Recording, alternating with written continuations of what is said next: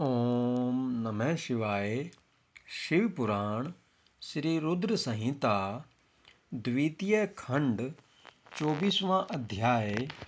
शिव की आज्ञा से सती द्वारा श्री राम की परीक्षा। नारद जी बोले, हे ब्रह्मान, हे महाप्राज्ञ, हे दयानिधे, आपने मुझे भगवान शंकर तथा देवी सती के मंगलकारी चरित्र के बारे में बताया। हे प्रभु, मैं महादेव जी का सपत्नीक यश वर्णन सुनना चाहता हूँ। कृपया अब मुझे आप यह बताइए कि तत्पश्चात शिवजी व सती ने क्या किया। उनके सभी चरित्रों का वर्णन मुझसे करें। ब्रह्मा जी ने कहा, मुने, एक बार की बात है कि सती जी को अपने पति का वियोग प्राप्त हुआ। यह वियोग भी उनकी लीला का ही रूप था, क्योंकि इनका परस्पर वियोग तो हो ही नहीं सकता है। यह वाणी और अर्थ के समान है। यह शक्ति और शक्तिमान है तथा चित्र स्वरूप है।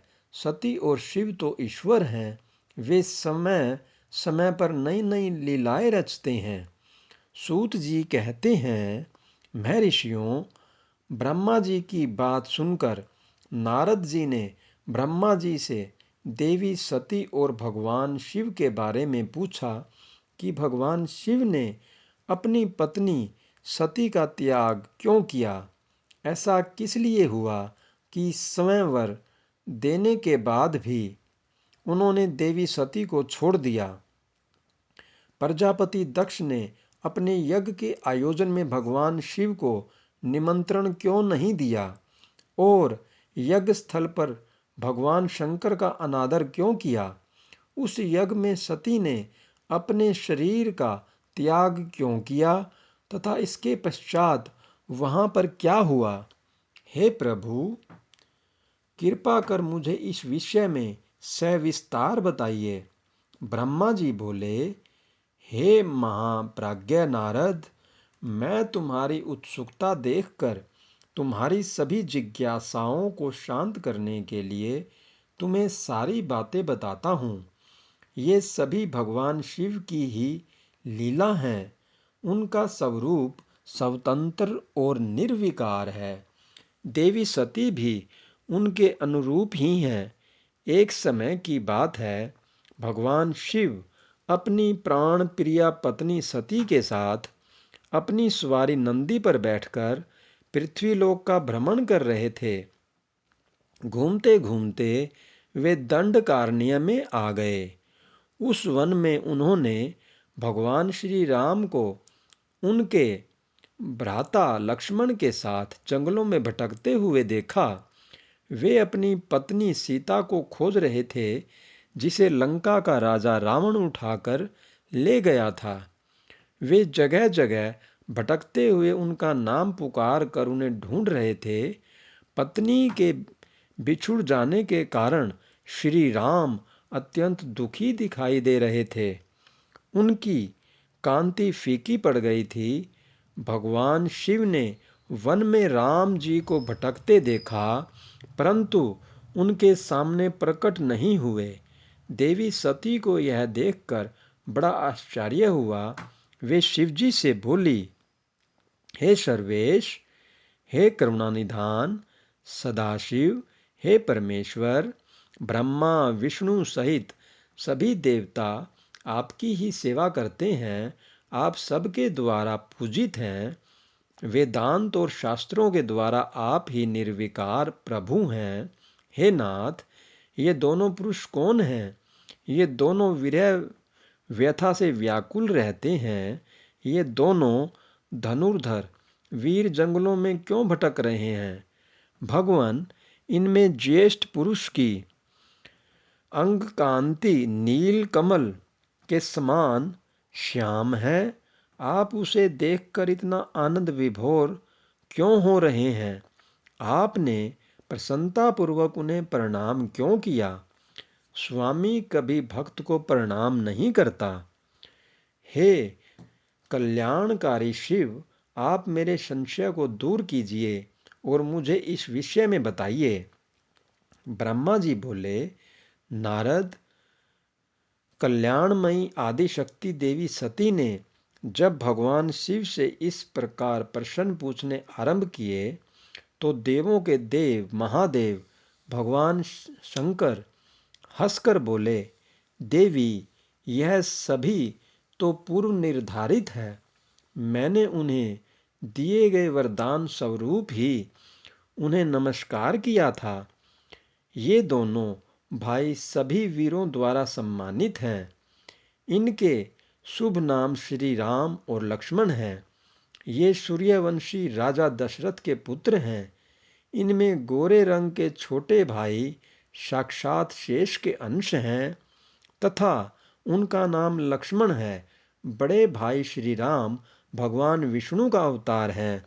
धरती पर इनका जन्म साधुओं की रक्षा और पृथ्वीवासियों के कल्याण के लिए ही हुआ है। भगवान शिव की ये बातें सुनकर देवी सती को विश्वास नहीं हुआ।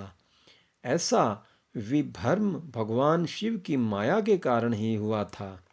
जब भगवान शिव को यह ज्ञात हुआ कि देवी सती को उनकी बातों पर विश्वास नहीं हुआ है, तो वे अपनी पत्नी दक्ष कन्या सती से बोले, देवी, यदि तुम्हें मेरी बातों पर विश्वास नहीं है तो तुम स्वयं श्री राम की परीक्षा ले लो। जब तक तुम इस बात से आश्वस्त न हो जाओ कि वे दोनों पुरुष ही राम और लक्ष्मण हैं और तुम्हारा मोह न नष्ट हो जाए, तब तक मैं यहीं बरगद के नीचे खड़ा हूँ। तुम जाकर श्री राम और लक्ष्मण की परीक्षा लो।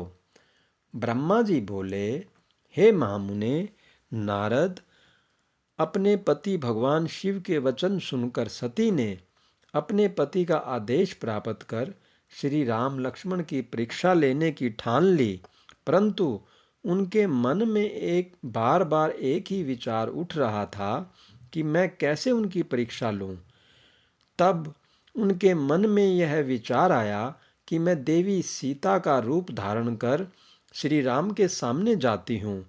यदि वे साक्षात विष्णु जी का अवतार हैं तो वे मुझे आसानी से पहचान लेंगे, अन्यथा वे मुझे पहचान नहीं पाएंगे। ऐसा विचार कर उन्होंने सीता का वेश धारण कर लिया और राम जी के समक्ष चली गई। सती ने ऐसा भगवान शिव की माया से मोहित होकर ही किया था। सती को सीता रूप में देखकर राम जी सब कुछ जान गए। वे हंसते हुए देवी सती को प्रणाम करके बोले, हे देवी सती, आपको मैं नमस्कार करता हूँ। हे देवी, आप तो यहाँ हैं, परंतु त्रिलोकीनाथ भगवान शिव कहीं भी दिखाई नहीं दे रहे हैं। बताइए देवी, आप इस निर्जन वन में अकेली क्या कर रही हैं और आपने अपने परम सुंदर और कल्याणकारी रूप को त्याग कर यह नया रूप क्यों धारण किया है। श्री रामचंद्र जी की बातें सुनकर देवी सती आश्चर्यचकित हो गई। तब वे शिवजी की बातों का स्मरण कर तथा सच्चाई को जानकर बहुत शर्मिंदा हुई और मन ही मन अपने पति भगवान शंकर के चरणों का स्मरण करती हुई बोली, हम अपने पति करुणानिधान भगवान शिव तथा अन्य पार्षदों के साथ पृथ्वी का भ्रमण करते हुए इस वन में आ गए थे। यहाँ आपको लक्ष्मण जी के साथ सीता की खोज में भटकते हुए देखकर भगवान शिव ने आपको प्रणाम किया और वहीं बरगद के पीछे खड़े हो गए। आपको वहाँ देख भगवान शिव आनंदित होकर आपकी महिमा का गान करने लगे। वे आपके दर्शनों से आत्म विभोर हो गए। मेरे द्वारा इस विषय में पूछने पर जब उन्होंने मुझे बताया कि आप श्री विष्णु का अवतार हैं, तो मुझे इस पर विश्वास ही नहीं हुआ और मैं स्वयं आपकी परीक्षा लेने यहाँ आ गई। आपके द्वारा मुझे पहचान लेने से मेरा सारा भ्रम दूर हो गया है। हे श्री हरि, अब मुझे आप यह बताइए कि आप भगवान शिव के भी वंदनीय कैसे हो गए। मेरे मन में यही एक संशय है। कृपया आप मुझे इस विषय में बताकर मेरे संशय को दूर कर मुझे शांति प्रदान करें। देवी सती के ऐसे वचन सुनकर श्री राम प्रसन्न होते हुए तथा अपने मन में शिवजी का स्मरण करते हुए प्रेम विभोर उठे। वे प्रभु शिव के चरणों का चिंतन करते हुए मन में उनकी महिमा का वर्णन करने लगे। ओम नमः शिवाय।